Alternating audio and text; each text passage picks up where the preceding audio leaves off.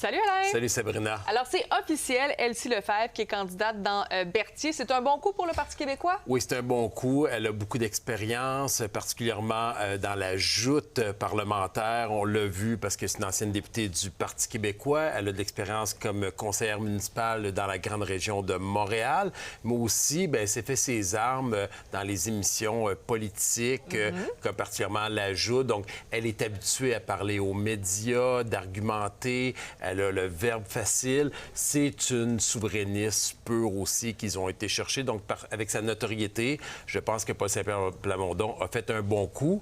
Cela étant dit, je mets un petit bémol et j'ai hâte de voir la suite des choses. Ça reste que Elsie Lefebvre, c'est une fille de Montréal. Et là, elle est parachutée. C'est ça Tout à fait.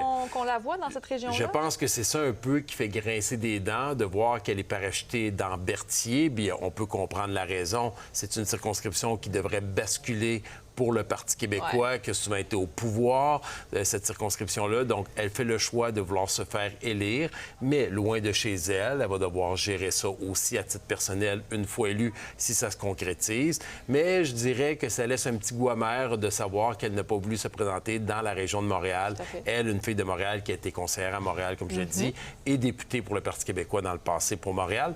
Et dernière petite chose, c'était la plus jeune députée à 25 ans lorsqu'elle avait été élue, jusqu'à ce que Catherine Dorion, mairesse maintenant de Montréal, lui ait ravi ce titre-là à l'âge de 24 ans. Fournier, mairesse de Longueuil. Oui, tout à fait. Voilà.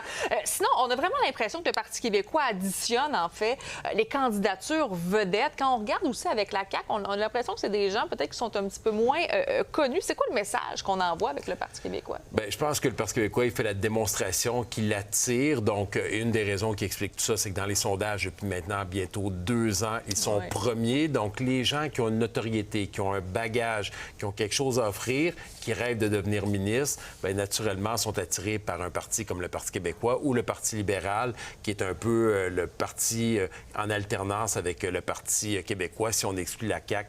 Dans le cas de la CAQ, c'est tellement très difficile que beaucoup de monde ont de la misère à imaginer qu'ils pourraient rester au pouvoir. Et là, j'aimerais qu'on termine en parlant. Bon, d'abord, il y a Christine Fréchette qui convoque en fait des réunions d'urgence, notamment avec l'Association d'aluminium, l'Association forestière. On sait que le 19 août, il pourrait y avoir des possibles tarifs américains, mais ça m'amène à te parler d'une pétition. Il y a plus de 70 000 personnes qui ont signé pour la destitution de Pete Extra, qui est l'ambassadeur américain au Canada.